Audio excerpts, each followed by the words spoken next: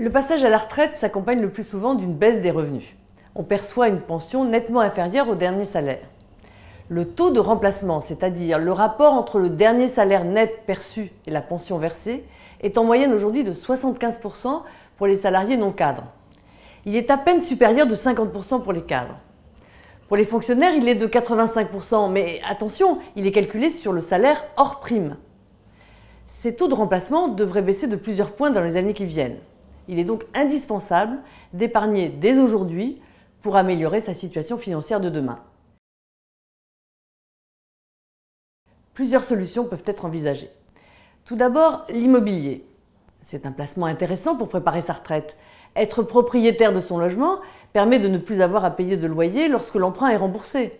Par ailleurs, vous pouvez réaliser un achat immobilier locatif pour vous procurer des revenus supplémentaires grâce au loyer perçu. En second lieu, l'assurance vie. Elle permet de se constituer progressivement un capital. Le moment venu, vous pourrez faire des retraits et bénéficierez d'une fiscalité avantageuse. Il est également possible de sortir en rente viagère, c'est-à-dire sous la forme d'un revenu qui vous sera versé jusqu'à la fin de votre vie.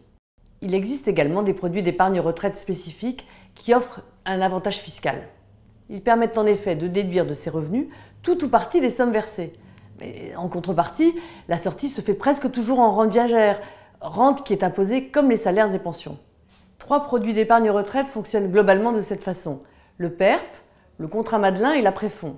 Le PERP est ouvert à tous, l'après-fonds s'adresse aux agents publics, le contrat Madelin est quant à lui réservé aux professions libérales et aux commerçants. Une autre formule d'épargne retraite existe. Il s'agit du PERCO, un plan qui peut vous être proposé dans votre entreprise. Ce dispositif d'épargne salariale a pour avantage d'être souvent en partie financé par l'employeur. Il permet de bénéficier d'une rente viagère ou d'un capital lors du départ à la retraite. Et la rente est, comme dans le cas de l'assurance vie, imposée sur une partie seulement de son montant.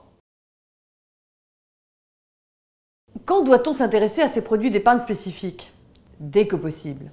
Plus on épargne tôt, moins l'effort d'épargne est important. Un exemple pour bien comprendre. Vous avez 40 ans et souhaitez bénéficier de 500 € de revenus supplémentaires par mois à l'âge de 65 ans. Pour obtenir ce montant, il vous faudra disposer d'un capital d'environ 180 000 €.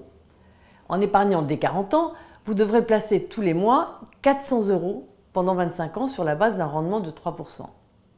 En commençant à épargner à 50 ans, c'est 800 € qu'il vous faudra épargner chaque mois pour obtenir ce capital. Pour en savoir plus, retrouvez-nous sur notre site lafinancepourtous.com.